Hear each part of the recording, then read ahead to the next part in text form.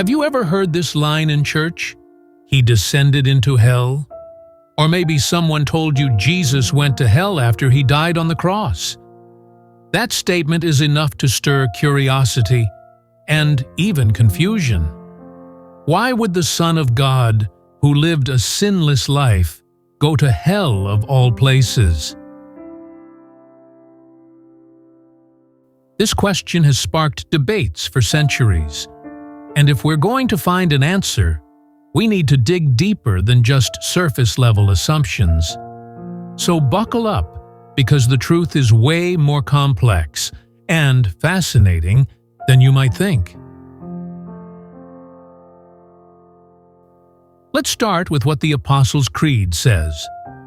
He descended into the realm of the dead. Now, in some translations, that's written as hell, but in ancient biblical languages, it's more nuanced. In Hebrew, the word used is Sheol, the grave, the realm of the dead. In Greek, the word is *Hades. Both refer to the place where souls go after death. But here's the twist. These terms don't necessarily mean the same thing as Gehenna, which is the fiery place of final judgment, what most people think of as hell. That's our first big distinction. Jesus didn't go to Gehenna.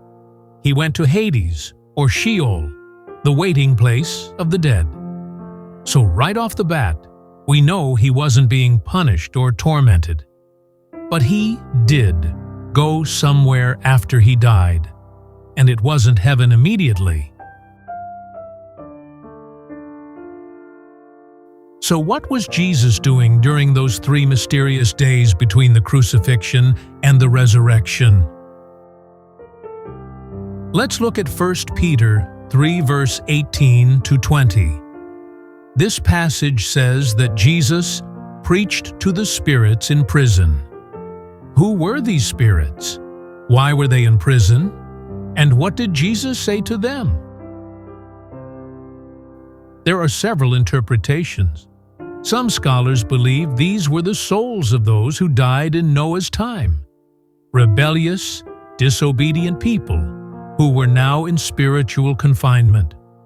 Others say prison here is a metaphor for Hades itself, the place where souls await judgment. But here's the key idea. Jesus wasn't there as a prisoner. He was there on a mission. This is often referred to as the harrowing of hell, an ancient Christian belief that Jesus descended to the dead, declared victory, and possibly even liberated righteous souls who had died before his resurrection. Now here's where it gets even more interesting. In Luke 23, verse 43, as Jesus is hanging on the cross, he says to the repentant thief next to him, "Today you will be with me in paradise." Wait, paradise? Not hell? Exactly. According to Jewish tradition at the time, Sheol, or Hades, had 2 sides. One side was a place of torment for the wicked, the other was a place of comfort, sometimes called Abraham's bosom, or paradise, for the righteous. Jesus was saying, "You will be with me in the comfort, not in the torment." So yes, Jesus descended to the realm of the dead, but not the fiery hell of condemnation.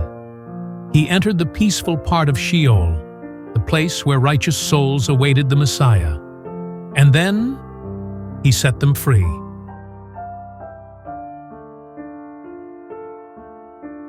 This makes sense of another mysterious verse, Ephesians 4, verse 8 to 10, which says Jesus descended to the lower earthly regions and led a host of captives. Many theologians believe this refers to Jesus freeing the righteous dead, bringing them out of waiting and into God's presence. It's like this. Jesus didn't just defeat sin and death in theory, he actually entered death itself.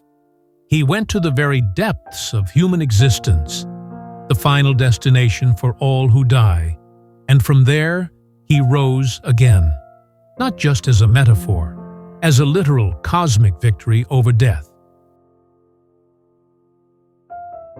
Now let's be clear, there is no biblical support for the idea that Jesus was tormented in hell.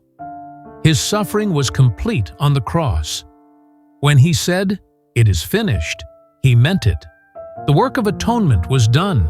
His descent to the realm of the dead was not for further suffering, but for triumph. So why does this matter to us? Because it means there is no place too dark, no sin too deep, no death too final that Jesus cannot reach. He didn't just die for us, he stepped into death with us, and then walked right out, leading the way to eternal life.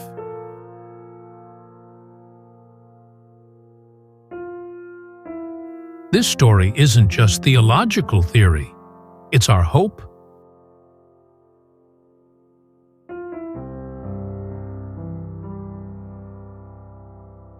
Maybe you've felt far from God.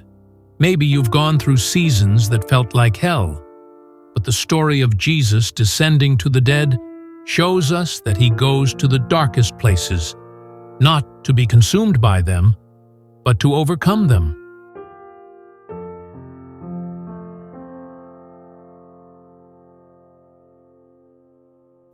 So the next time someone asks, "Did Jesus go to hell?" you can answer with confidence, not to the place of torment, but to the realm of the dead, to declare victory, fulfill prophecy, and unlock the gates of life.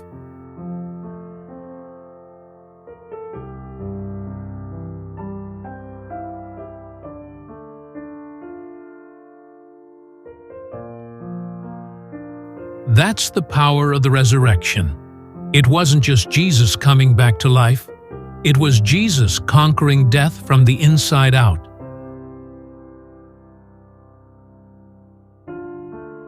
And that, my friends, changes everything. If you found this kind of deep biblical breakdown helpful, make sure to like this video and subscribe. We explore more mysteries of the Bible, Christian history, and faith every week. You don't want to miss what's coming next.